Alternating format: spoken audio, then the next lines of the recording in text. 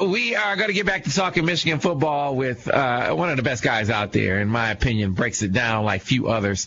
Great knowledge of the game, but can convey that knowledge to the lay fan in a way that's entertaining and informative.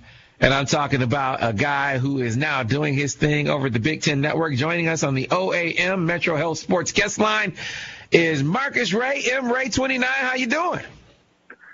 Sam, I'm doing well. Ira, good to talk to you guys again. Like I said earlier, y'all gonna learn today, baby. That's what we figured. We gave a morning class, and now it's time for you to give an afternoon class. And so, Marcus, let me set the table for you just a little bit. We're looking at this offensive football team. It was a performance that even Doug Nussmeier said they regressed in that contest. So let's assume, for the sake of argument, they changed the quarterback, which I think they're going to do. There are a lot of other things on top of that have to get better. So you got a new quarterback. You got to like get to a point where you can stretch the field. You got to clean up all of these other errors from penalties to missed assignments. What's the approach? What approach do you take when you have so many leaks that you got to plug? First thing you do is you start up front with that offensive line who can't block athletic front. That's just the truth. They're going to push around inferior opponents like App State, like Miami, and run the ball down their throats. And so, in my opinion, that offensive line is a middleweight boxer who punches well at his weight. But once it goes up into the big boy heavyweight division, then that's when they start taking punches and they don't look so hot. Before you devise any type of offensive game plan or strategy, you have to base it around what you can do up front. So we know Michigan can't line up and pound any athletic front, but that's the first thing that they need to do is figure out who's going to be up front, because I'm not impressed with both offensive tackles. I know Mason Cole is young. Ben Braden has played a lot of games, but I think they have trouble with movement, guys stunning across their face, beat them upfield on pass rush. So it doesn't matter who you play at quarterback. And then you have to find a guy at running back who can do what he's coached to do every down and who can do things he's not coached to do, which is make people miss, run guys over. So Michigan's problems it starts and ends with the fact that they can't recreate the line of scrimmage, and now people can crowd the line. That's why Doug Nussmeier calls a lot of play-action passes, sprint-out passes. But if he's going to go vertical, he's going to have to keep more guys in for pass protection, whether it's a tight end, 2 extra backs, and then if you can run the ball like that out of a power formation, now you're going to force defenses to come closer to the line. That'll open up your play-action game and your max protect. Then you can throw the ball vertical and get those chunks of 30 and 40 yards. But Michigan shoots themselves in the foot because anytime they're faced with a long drive, they'll look good for about, 40, 50% of the drive, and then they'll start to malfunction. But that offensive line is what needs to be fixed first. And then you can decide what you're going to do at quarterback.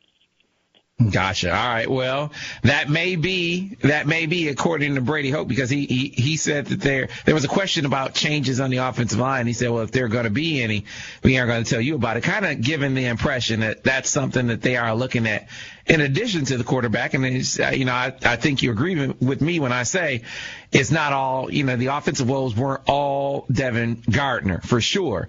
Now, you do have a guy, give me the way forward. Give me the glass half full perspective. I mean, can this team in this year's Big Ten, and this year's Big Ten isn't a typical Big Ten.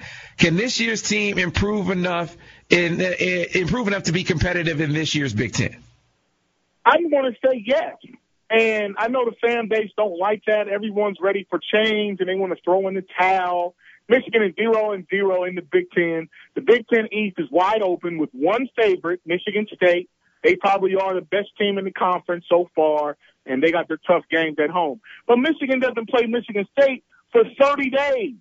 And then another 30 days after that, they play Ohio State. So with the upcoming 3 games, with an off week of practice to heal up, Michigan is better than Rutgers. Michigan is better than Penn State.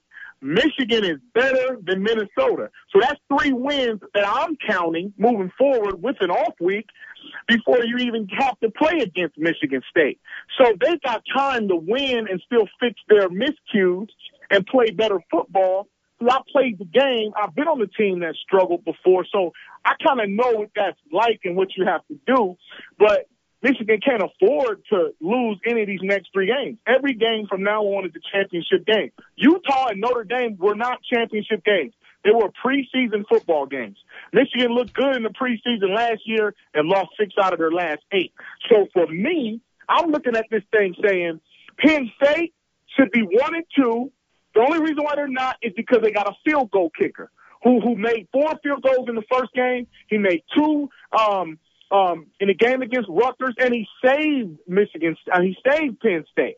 Christian Hackenberg has more interceptions than touchdowns, but because he's 3-0 and his defense is playing well, he gets all the credit. But my thing is, Rutgers, I'm not buying it. Paul James just went up with a knee injury. That was their running game. Gary Noble will throw you the ball. Minnesota, they're one-dimensional. One-dimensional. They're a one-trick pony versus what Michigan does best, stop the run. So I don't think Penn State's going to come to the big house and win. Minnesota's going to get beat. The question is, can Michigan go on the road and beat Rutgers? They'll be 3-0 in the conference going into the game in East Lansing, and it could be a completely different football team. And then you're going to start to hear all of the bandwagon riders, all of the fair weather fans start to get back on the tease wagon and say, we haven't beat anybody just yet. You know what's funny, though? The same people that's trashing Brady Holt and trashing Devin Gardner probably got their autographs sitting at home. And then you want to wonder why players and coaches don't want to take pictures with you. They don't want to sign autographs for you. That's why you send your kids up to them with little balls, because we don't tell kids no, because we know how fans love you when you're up and hate you when you're down. And that's why I can't wait to see the Wolverines win these next 3 games.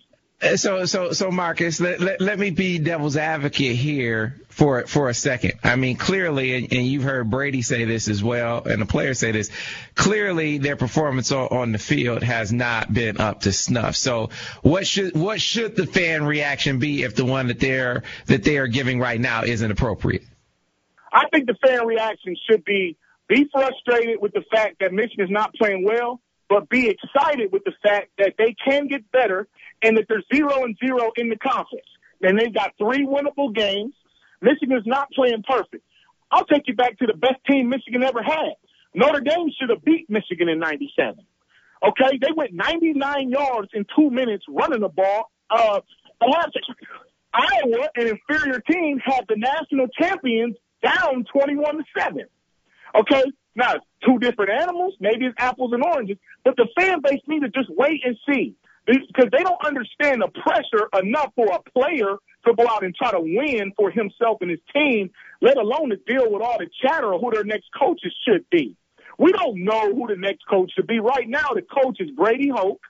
The AD is Dave Brandon. And until that changes or it looks fun, or Michigan's 0-4 in the conference, then save all of your criticism and all your haterade for that moment. But right now, you have to wait and see. It does you no good to complain because you're not going to change the fact that you're 2-2. You can't get it back. Watch the game. If you don't want to go to the game, watch it at home. But if you don't want to do that, watch another team.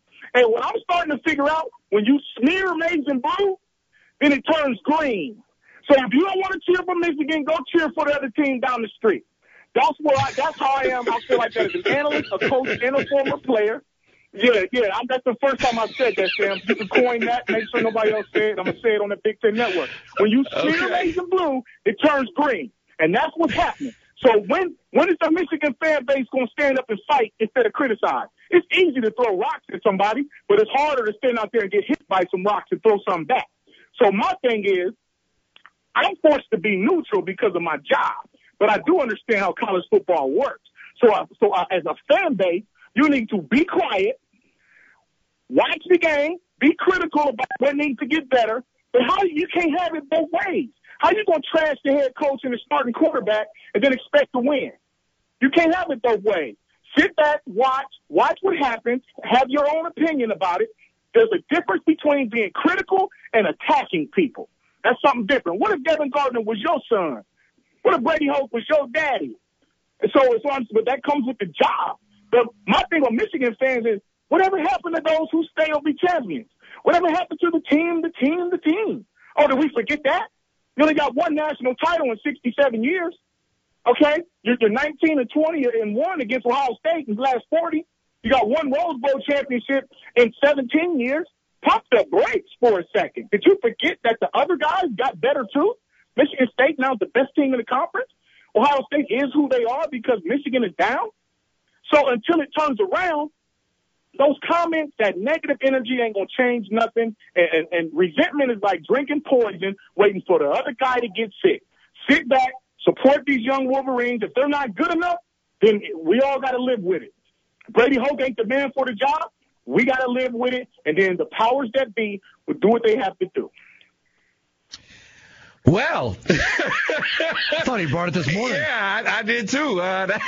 Clearly, that's something that's been weighing on you, Mr. Ray. I guess in closing, if you can very briefly give me your take, because I guess in all of the regression and maybe subpar performances, I thought the defense actually showed some improvement from Notre Dame to Utah. And briefly, Sam, you're right. That defense is fighting, scratching, and clawing, and that's another reason Michigan's going to have a chance to be in every football game because their defense stops the run well. They don't create enough turnovers, obviously. They don't make enough big plays or knock people out or give you any of those. They don't scare anybody. But fundamentally, in the front seven, they do a good job of stopping the run, and they're going to have to do that this week. They're going to have to do it every week. Force teams to be one-dimensional, try to get some turnovers. Michigan special teams need to step up to help that offense. Michigan State was worse. Michigan State's offense was worse 12 months ago than Michigan's is right now. It was worse, but their defense was leaps and bounds better and bought them some time to do what they did. So all I'm saying is defensively, Greg Madison is going to have to stop this run, keep those guys playing at a high level, get the secondary's confidence up, so that they can start making some plays because Michigan's defense is going to need that secondary, and you do that by getting a pass rush, linebackers blitzing, getting quarterbacks under duress. But it's not all over till it's over, and that's just not how I roll because we won a national championship by fighting back. We won a Big Ten title in '98 by fighting back. And I remember a fan base that used to support regardless. I'm not saying you got to like it. I'm not saying you gotta love the football because it's not good football right now. But don't throw dirt and try to just sabotage the program now. Support it by not being critical. So the defense got to go out there and step up, and then let the chips fall where they may. Because I'm gonna tell you right now, if Michigan was to run the East, which probably won't happen, but if it does, there's going to be a lot of people that I would like to see go ahead and change colors, take it down the street, and don't come back. Those who stay. But the key point there, when Coach Tim Beckler said those who stay, he wasn't talking about the fans. He was talking about the players. Those who stay, meaning stay the course, meaning stay at Michigan, means who stay with the commitment to the team. Those are the ones that'll be champions, and that's why Lloyd said the critic never counts. Wow. Well, Marcus Ray, like I said, bringing the fire this afternoon, man. We appreciate you taking the time with us. And obviously we'll talk to you again soon. Take care, fellas. One love, baby.